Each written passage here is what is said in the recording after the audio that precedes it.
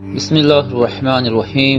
یا نبی سلام علیکہ، یا رسول سلام علیکہ۔ صرف رمضان المبارک کے ایک مہینے میں تقوی حاصل ہو سکتا ہے، پرہیزگاری مل سکتی ہے۔ یہ شہر طاعات ہے، شہر عبادات ہے۔ شہر کا مطلب مہینہ ہے عربی میں۔ اور دیکھیں کتنی سہولیات تمہارے لیے رکھی گئی ہیں کہ شیطان کے وسوسوں سے محفوظ رکھا گیا، کہ تمہیں مہینہ بھر شیطان اور اس کی ذریت سے، اس کے حملوں سے بچا کر رب تبارک و تعالیٰ نے اس مہینے میں رکھا ہے۔ تو اب میرے عزیزو، تھوڑی سی محنت کی ضرورت ہوتی ہے تاکہ ہمارا دل پاک ہو جائے۔ تھوڑی سی اور محنت اس میں کر لی جائے تو انسان کا باطن پاک ہو جائے۔ تقویٰ کیا چیز ہے اور اس کا حاصل کرنا کیوں ضروری ہے، میں آپ کو بتاؤں۔ تقویٰ کا مطلب سب سے اہم چیز یہ ہے اللہ کا خوف۔ یہ بنیادی چیز ہے، یہ بنیادی چیز ہے۔ اور یہ اگر بنیاد ہے تو ہر عمل میں آپ کے تقویٰ حاصل ہو جائے گا۔ نماز کیوں پڑھتے ہو؟ نماز ایک ڈیوٹی سمجھ کر کے پڑھتا ہے تو کوئی مسئلہ ہی نہیں اس کا، یعنی وہ ڈیوٹی ادا کر رہا ہے۔ لیکن نماز میں اگر خوف خدا ہے، اللہ کے ڈر سے پڑھتا ہے، یہی تقویٰ ہے۔ روزہ کیوں رکھ رہا ہے؟ سب محلے میں رکھ رہے تھے، ہم نے بھی رکھ لیا۔ روزہ اس لیے رکھ رہا ہوں کہ لوگ برا نہ سمجھیں، یا اسلام کا ایک حصہ ہے، اتنی ہی نیت تھی تو پھر اس نے روزے سے کچھ حاصل نہیں کیا، لیکن اسی روزے کو اللہ کے خوف سے رکھا، یہی تقویٰ ہے۔ تو خوف خدا، اللہ کا خوف آ جانا ہر عمل میں، یہی تقویٰ ہے۔ اور اگر یہ چیز نہیں ہے تو انسان بہت بڑے بڑے گناہ بھی کر جاتا ہے، اسے ڈر نہیں لگتا۔ روزہ چھوڑ دیا، اسے کوئی خوف ہی نہیں ہے، بلکہ دھڑلے سے لوگوں کے سامنے کہتا بھی پھر رہا ہو کہ مجھے یہ سب چیزوں میں وشواس نہیں، یقین نہیں ہے۔ یہ باتیں اس زبان سے آتی ہیں جس کے ہاں اللہ کا خوف ہے ہی نہیں، اللہ کا ڈر نہیں۔ اسی لیے قرآن میں اللہ نے فرمایا لعلکم تتقون، تم پر روزے اللہ نے فرض کیے ہیں تاکہ تمہیں تقویٰ مل جائے، اللہ کا خوف۔ اور یہ کتنی اہم چیز ہے میں آپ کو بتاؤں، خوف خدا۔ خوف خدا کا مطلب کہ اللہ کا ڈر، اللہ کا خوف، یہ تمہاری پوری باڈی کو صحیح کرتا ہے، اندر سے بھی باہر سے بھی۔ خوف خدا، تم ہر قدم پر اگر یہ سوچتے ہو کہ میرا رب مجھے دیکھ رہا ہے، جیسے کہ آپ کو پتہ ہے حدیث پاک میں حضور صلی اللہ تعالیٰ علیہ وسلم سے پوچھا بھی گیا احسان کیا ہے، یعنی نیکی کس کو کہتے ہیں؟ حضور نے فرمایا تم نماز ایسی پڑھو یا عبادت ایسے کرو جیسے تم اللہ کو دیکھ رہے ہو۔ اور اگر یہ نہیں ہو سکتا تم سے تو اتنا احساس تو رہے کہ اللہ تمہیں دیکھ رہا ہے۔ تو ہر عمل میں تمہارے یہ سوچ آئے کہ مجھے میرا رب دیکھ رہا ہے، تمہارے قدم سنبھل جائیں گے۔ آج آپ مسجد میں بیٹھے ہیں، ادب سے بیٹھے ہیں، حالانکہ ایک آدھے گھنٹے کے بعد جسم کو پھیلنے کی حاجت ہونے لگتی ہے، تھوڑا پیر پھیلا لوں، پیٹھ کو ٹیک دے دوں، نہیں کرتے آپ، اس لیے کہ آپ کو احساس ہے کہ امام صاحب دیکھ رہے ہیں، مفتی صاحب دیکھ رہے ہیں، یا پھر مجمع میں لوگ دیکھ رہے ہیں۔ تو یہاں پر ہمارے دیکھنے کے احساس سے آپ کے پیر نہیں پھیلتے ہیں، آپ پھیل کے نہیں بیٹھتے۔ تو ہم میاں نہ سزا دینے والے نہ جزا دینے والے ہیں۔ یہی احساس اگر اللہ کے دیکھنے کا ہو جائے کہ میرا رب مجھے دیکھ رہا ہے، تو پھر آپ کو کسی نگرانی کی ضرورت نہیں، کہیں کسی سی سی ٹی وی کی ضرورت نہیں۔ اللہ کا خوف اگر بندے کے دل میں آ جائے، وہ ہر لمحے، ہر گھڑی، ہر علاقے میں محفوظ رہتا ہے، اپنے آپ کو محفوظ رکھتا ہے۔ میرے عزیزو، 4 سال کی عمر ہے امام اہل سنت فاضل بریلوی رحمۃ اللہ علیہ، امام محمد رضا خان رحمۃ اللہ علیہ، 4 سال کی عمر میں روزہ رکھ لیا۔ گرمیوں کی شدت تھی، گھرانہ علمی گھرانہ ہے، باپ بھی بڑے عالم دین، دادا بھی بڑے عالم دین ہیں۔ 4 سال کی عمر میں روزہ تو رکھ لیا، اور جب تھوڑی دوپہر ڈھل گئی، اچھوں کی حالت دھوپ کے دنوں میں خراب ہونے لگتی ہے، تو شام ہونے کو قریب تھی کہ ایک کمرے کے اندر دادا محترم نے پوتے کو بند کر دیا اور کچھ پھل فروٹ ساری چیزیں اندر رکھ کر کے دروازہ باہر سے بند کر لیا۔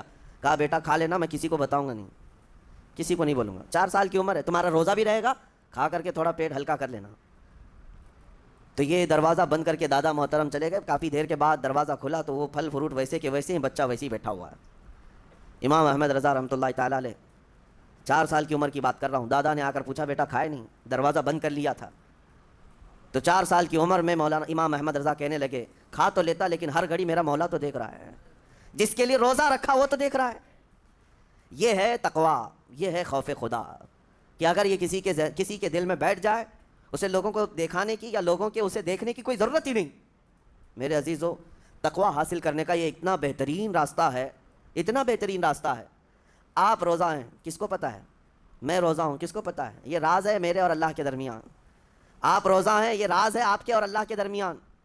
بہت سارے موقع آپ کے پاس ہیں دن بھر میں، فجر سے لے کر عصر تک، کئی مرتبہ وضو میں جانا پڑتا ہے، باضابطہ آپ کلی کر رہے ہیں، آدھا نکل جاتے، کس کو خبر ہے؟ یا کہیں چھپ کر کے کوئی ہلکی سی چیز چبا لیتے، کس کو خبر ہے؟ اس لیے کہ یہ اندرونی معاملہ ہے، راز ہے. آپ کھا رہے ہیں پی رہے ہیں یا نہیں کھا رہے ہیں نہیں پی رہے ہیں، یہ کوئی دوسرا نہیں کہہ سکتا. آپ کے اور آپ کے اللہ کے درمیان یہ راز ہے. اور آپ بچے ہوئے ہیں، حلق سوکھا ہے شام کے وقت میں، اور پیٹ بھی پیٹ سے لگنے آ جاتی ہے. کام کرنے والے جانتے ہیں کہ شام ہوتے ہی روزے کا اثر کس قدر ظاہر ہوتا ہے. کام کرنے والوں کو زیادہ اثر پڑتا ہے، اے سی میں سونے والوں کو روزہ کہاں پتہ چلتا ہے. لیکن اس وقت بھی وہ نہ پانی کا ایک قطرہ حلق میں ڈالنا چاہتا ہے، نہ کوئی چیز چھپ کر کے چبانا چاہتا ہے. مجھے بتاؤ میرے عزیزو، کیوں اپنے آپ پر یہ تکلیف اور اپنے آپ پر یہ زیادتی کر رہے ہو؟ آپ کو اندازہ ہوتا ہے یہ میں زیادتی نہیں کر رہا، نہ یہ اپنے آپ کو تکلیف میں ڈال رہا ہوں، یہ میرے رب کی رضا ہے، میں اسی پر قائم ہوں. اسی لیے فرمایا گیا کہ جب افطاری کا دسترخوان بچھتا ہے اور پہلے ہی آ کر کے لوگ بیٹھتے ہیں، اور یہ سنت بھی ہے، ایسے نہیں کہ بھاگتے بھاگتے آپ آئے، وقت ہوا کھجور لیے اور کھا گئے. افطاری کے وقت سے تھوڑی دیر پہلے بیٹھ جاؤ.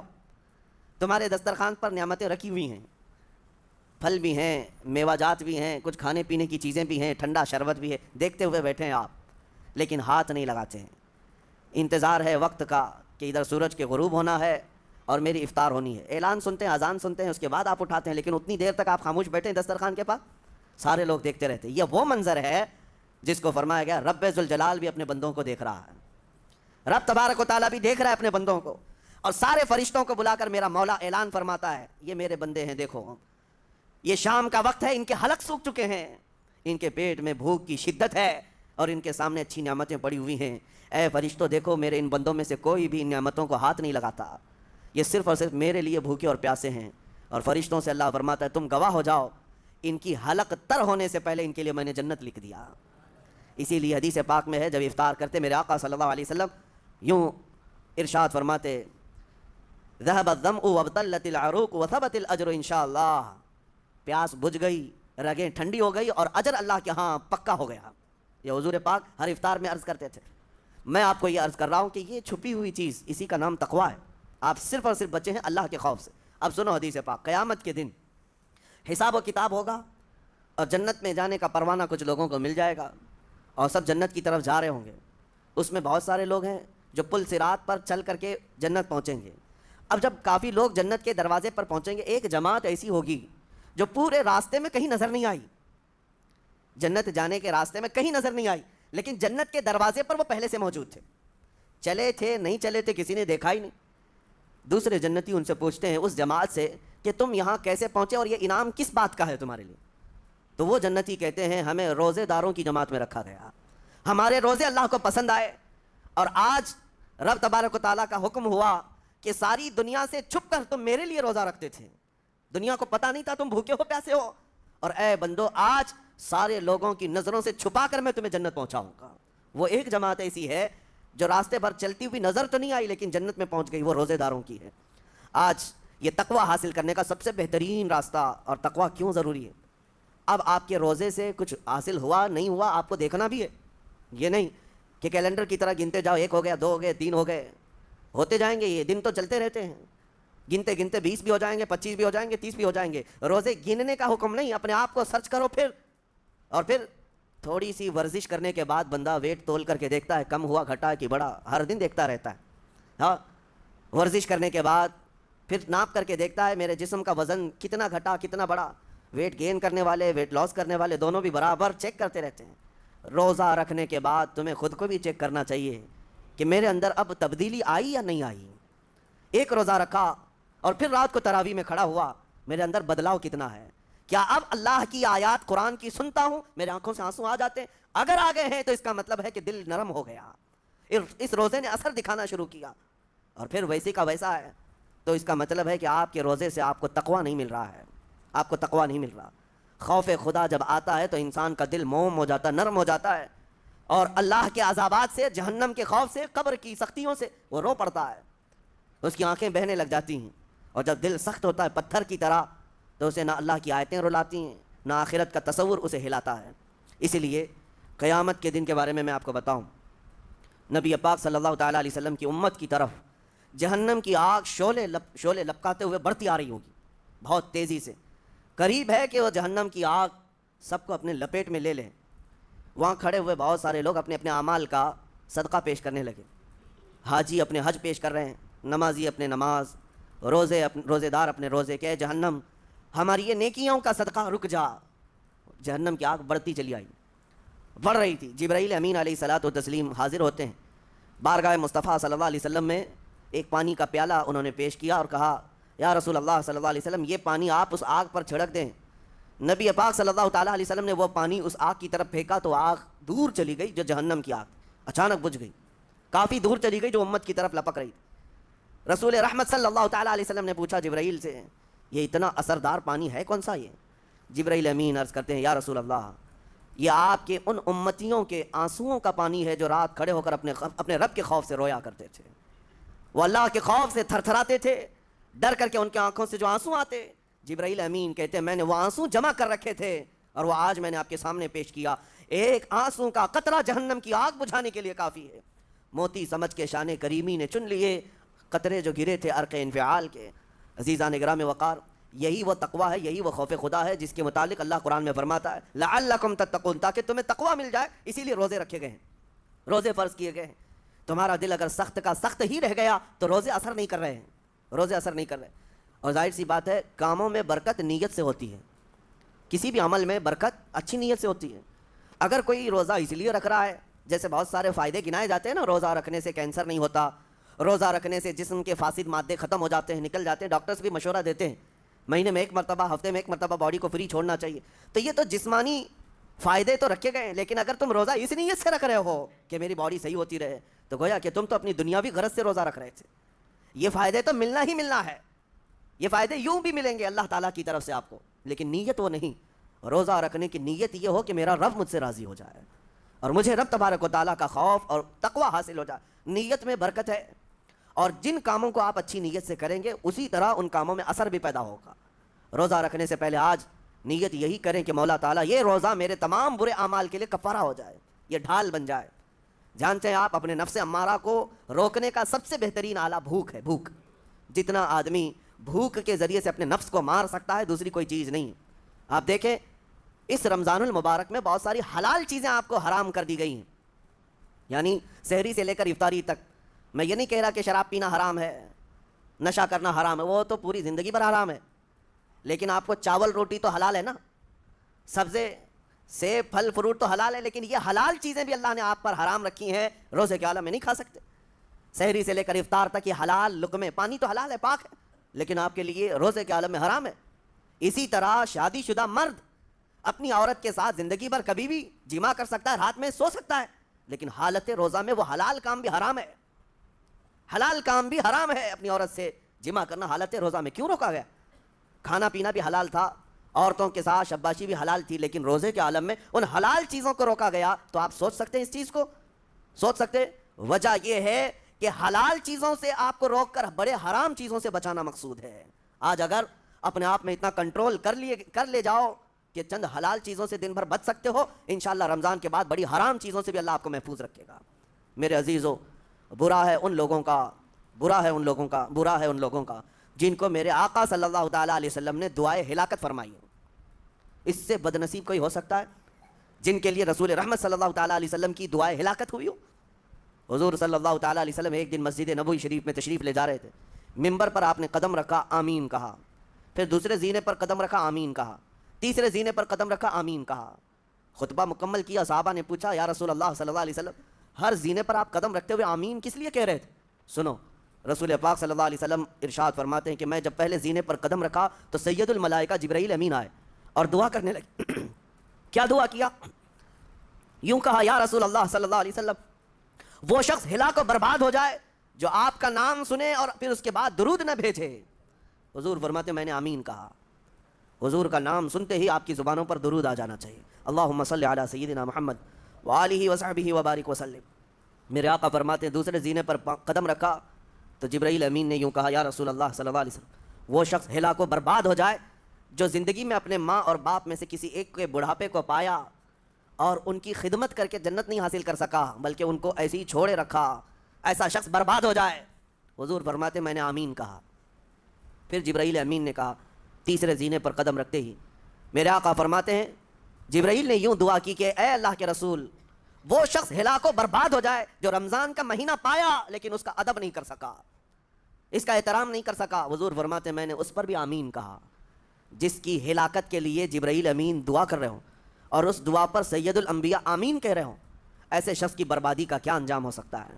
وہ کتنا بد نصیب ہوگا۔ اسی لیے میرے عزیزوں، مسلمانوں میں یہ رواج ہی نہیں ہونا چاہیے کہ اٹھ کر کے پوچھتے رہیں روزہ ہے کہ نہیں ہے، روزہ ہے کہ نہیں ہے۔ مسلمان ہے تو روزہ ہے، اور یہ کوئی آپشنلی عبادت نہیں ہے کہ 4 رکھ لیا 2 نہیں رکھا، آپشنلی نہیں، یہ فرض عین ہے۔ ایک روزے کو چھوڑنے کا گناہ فرمایا گیا 600 سال تک اسے دوزخ میں رکھا جائے گا، 600 سال تک۔ یہ معمولی چیز نہیں ہے۔ اور جن کے پچھلے روزے قضا ہو چکے ہیں معاف نہیں ہوں گے، تھپڑ مار لیں گال پہ، توبہ کر لیں، معاف نہیں ہوں گے۔ توبہ تو کرنے کے ساتھ ساتھ قضا بھی کرنا ہوگا، جب موقع ملے سال بھر میں اپنے چھوٹے ہوئے روزوں کو واپس کرنا ہے۔ اس کی اہمیت میں آپ کو بتا دوں، ایک روزہ اگر جان بوجھ کر کے کسی نے توڑا یا چھوڑا تو جانتے ہیں اس کا کفارہ کیا ہے؟ اس کا کفارہ یہ ہے کہ اس کے بدلے میں دوسرے دنوں میں 60 روزے کنٹینیو رکھے۔ رمضان کا ایک روزہ پورا کرنے کے لیے 60 روزے رکھنے پڑ جائیں گے۔ ہاں اگر کسی عذر کی وجہ سے، کسی تکلیف کی وجہ سے چھوڑا تھا، بیمار تھا یا سفر میں تھا یا تکلیف کی شدت تھی، اس وجہ سے روزہ چھوڑا تھا، تو اس کے بدلے میں ایک روزے کی قضا ایک ہی روزہ ہوگی۔ لیکن بغیر کسی عذر کے، شہوت کی وجہ سے، نفس پرستی کی وجہ سے توڑا تھا یا چھوڑا تھا تو پھر 60 روزے رکھنے پڑ جائیں گے۔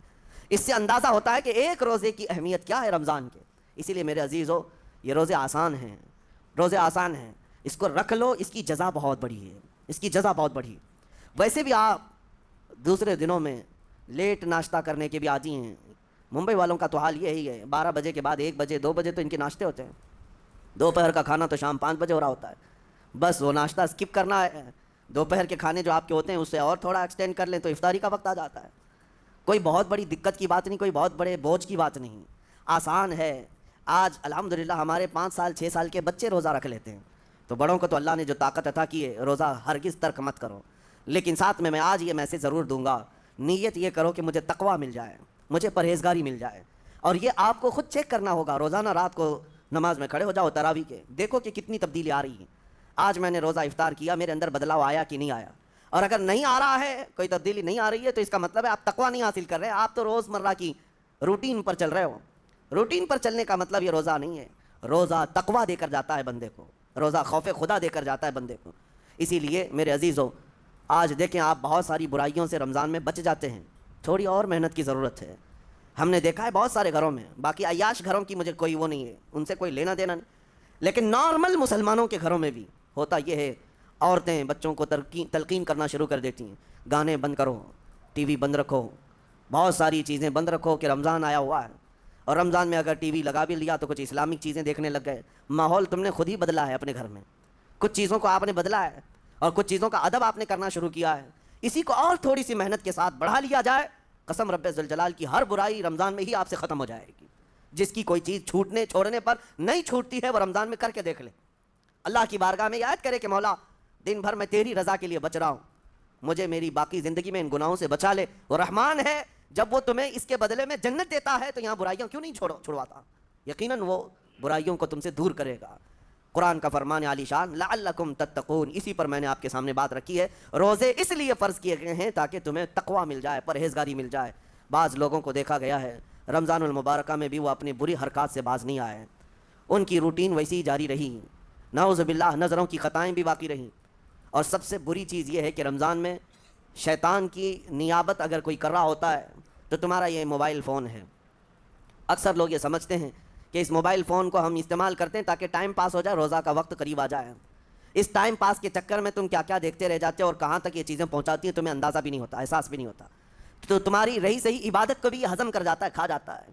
اس کے استعمال پر اگر کنٹرول ہے تو خوب استعمال کرو، لیکن کنٹرول نہیں ہے تو اے نوجوانوں اس کا بھی روزہ رکھو، اس انٹرنیٹ کی بلاؤں سے محفوظ ہو جاؤ۔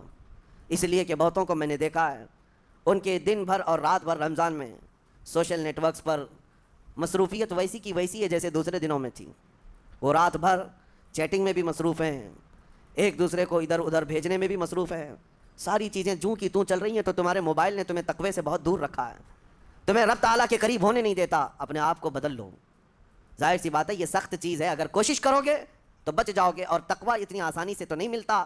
اپنے آپ کو سٹرگل کرو، انشاءاللہ العزیز دل پاک ہو جائے گا، پھر آپ کو اپنی زندگی کے اندر جو اجالے نظر آئیں گے وہ خود آپ محسوس کریں گے، آپ محسوس کریں گے۔ گناہوں کے اندھیروں نے دل پر ایسی کالک رکھی ہے کہ آپ کو کچھ بھی یہاں پر سمجھ میں نہیں آتا، ورنہ نمازوں کا لطف ایسا ہے، قرآن کا مزہ ایسا ہے، جسے یہ لگ جائے دنیا کی کوئی نعمت اس کے سامنے ہیچ نظر آتی ہے، کوئی چیز اسے اچھی نہیں لگتی، لیکن کب؟ جب اسے تقوی کا اجالا حاصل ہو جائے۔ میرے عزیز، اللہ کریم کی بارگاہ میں دعا گو ہوں، مولا قدیر و جبار ہم سب کو تقوی و پرہیزگاری عطا فرمائے، اور ہم سب کے روزوں سے اللہ تعالی ہمیں پرہیزگاری عطا فرمائے، ان روزوں کے انوار اور برکات اور رمضان کے احترام کی ہمیں توفیق عطا فرمائے۔ مولا کریم تیری خشیت سے اور تیرے خوف سے آنکھیں جو بھیگتی ہیں ان آنکھوں میں ہمارا شمار فرما دے، تیرے یاد میں رونے والے بندوں میں ہم سب کو شامل فرما۔ وصلی اللہ تعالی علی خیر خلق محمد وآلہ واصحابہ اجمعین، وآخر دعوانا ان الحمدللہ رب العالمین۔ ویورز، سنی اسلامک فیکٹ چینل کو لائک، شیئر اور سبسکرائب کیجیے اور بیل بٹن کو ضرور دبائیں تاکہ آپ کو ہمارے سبھی ویڈیوز ملتے رہیں۔